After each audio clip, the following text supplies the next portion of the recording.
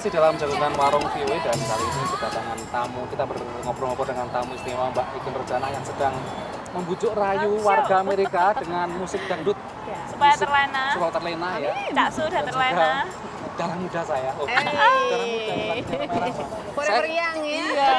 Saya dulu memang sosialisasi saya musik waktu kecil SD itu main dangdut. Jadi lagu-lagunya Bang Haji Rama dari yang namanya Suku Terpaksa, Begadang hafal semua. Saya juga loh, Cak. Walaupun mungkin nggak terlalu dekat dengan dangdut ya, tapi setiap keluar rumah kan pasti dengarnya dangdut. Iya. Apa yang kamu ingat? Betul. Oke. Jadi, Siapa? Elvi Sukaisi. Elvi Sukaisi. Evita Mala. oh masih Iya, siap. kamu dikasih kue sama Mbak. Terus dulu itu ada acara musik ini loh, apaan tuh? Apaan tuh di mana itu? Iya, Saya kok apaan? di TVRI.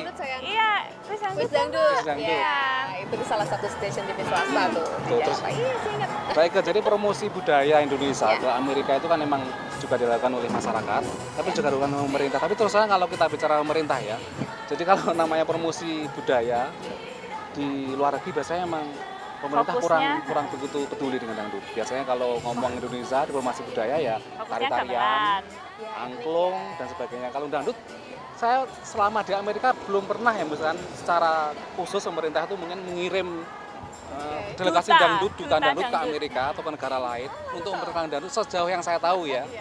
Secara khusus, tapi meskipun Mbak Ika kesini kan juga didukung oleh Bekraf kan. Nah ini pertama kali mungkin ya. Betul. Nah ini kira-kira kenapa Mbak? Nah ini sebagai pelaku dan ya salah satu tokoh dangdut gimana kira-kira, ada apa? Kalau saya bicara, kalau kenapa, kayaknya Bekraf lebih pas menjawab. Tapi kalau bicara saya, dalam perjalanan kita mengajukan program ini ke pemerintah, lalu Bekraf menyambut baik, itu sangat senang ya, karena artinya ada dukungan dari pihak pemerintah gitu. Ya sesuatu yang dimulai mungkin tidak harus besar-besaran dulu, tapi ini mungkin menjadi awal yang baik untuk musik dangdut. Yang pasti kalau dangdut disupport, apalagi itu pemerintah yang support, itu artinya membuat kita lebih mudah untuk melakukan hal-hal yang sifatnya PR-ing, karena linknya pemerintah kan juga lebih memudahkan kita toh dalam banyak hal masuk kemana-mana.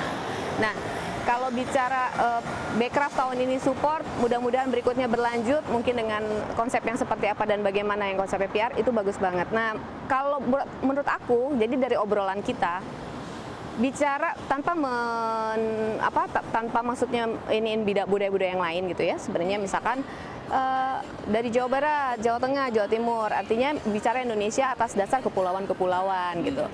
Kan seru sebenarnya ya, di atas segalanya dangdut itu sebenarnya mix daripada, kadang-kadang dangdut ada dangdut Jawa toh, ada dangdut Melayu toh, koploan toh, iya, tapi nggak bilang itu dari Jawa kan, nggak bilang itu dari Sumatera kan, tapi itu musik dangdut ya Indonesia gitu, lebih nasional, lebih kita, lebih tidak mengkotak-kotakan. Dangdut itu tidak mengkotak-kotakan punyanya Sumatera, punyanya Jawa, tapi dimanapun dangdut berada pasti ya udah itu musik dangdut, ya musik siapa, musik Indonesia. Atau mungkin karena faktor mungkin semacam gini, karena dangdut kan citranya kan, dangdut itu kan serono, kemudian mungkin ini kalau dibawa ke luar negeri mungkin apakah ini tidak mencerminkan budaya Indonesia, atau mungkin ada kekhawatiran seperti itu? Ya, itu adalah menjadi PR tersendiri buat kita sebenarnya gitu.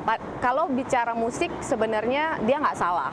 Kalau ya dong bicara musik dia nggak salah. Tapi bagaimana mempresentasikannya itu adalah hal yang akhirnya sesuatu yang bicara image aja, dan image itu kan sebenarnya bukan semua dangdut. Betul. Gitu. Bicara dangdut banyak sekali atau yang serius, yang profesional aja mereka memikirkan bagaimana menyanyi, bagaimana berkostum.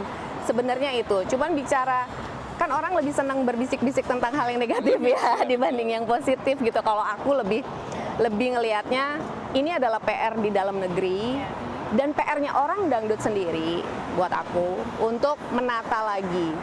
Nah, menata itu kalau cuma orang dangdut sendirian, kitanya sudah kerja keras tapi nggak disupport sama hal yang lain ya percuma. Jadi PR-nya ke dangdut adalah besar, bagaimana menata ini tetap terjadi pakem-pakem yang baik, positif, dan di-package dengan indah gitu. Sebenarnya kan secara musik adalah indah, musik apa aja tuh indah selama ditata dengan baik. tapi nggak cuma itu kan, artinya kalau sudah ditata dengan baik, kita juga butuh pihak-pihak lain yang bisa mensupport kita, ya sponsor, ya pemerintah, ya apa. Kan kita nggak bisa sendirian, Iya. dan masyarakatnya Iya, sendiri, masyarakat benar-benar juga ya. setuju. Kalau masalah indah itu memang namanya dangdut itu saya beberapa kali tampil di sini dengan grup kami itu kan memang orang yang lewat orang bule itu selalu kadang-kadang nengok ya. Kami pernah main di jalan Ya. itu di dekat depannya Whole Food. Hah? Orang ada sebelah orang bule langsung berhenti. Bertanya ini musiknya apa kok unik ya dan indah.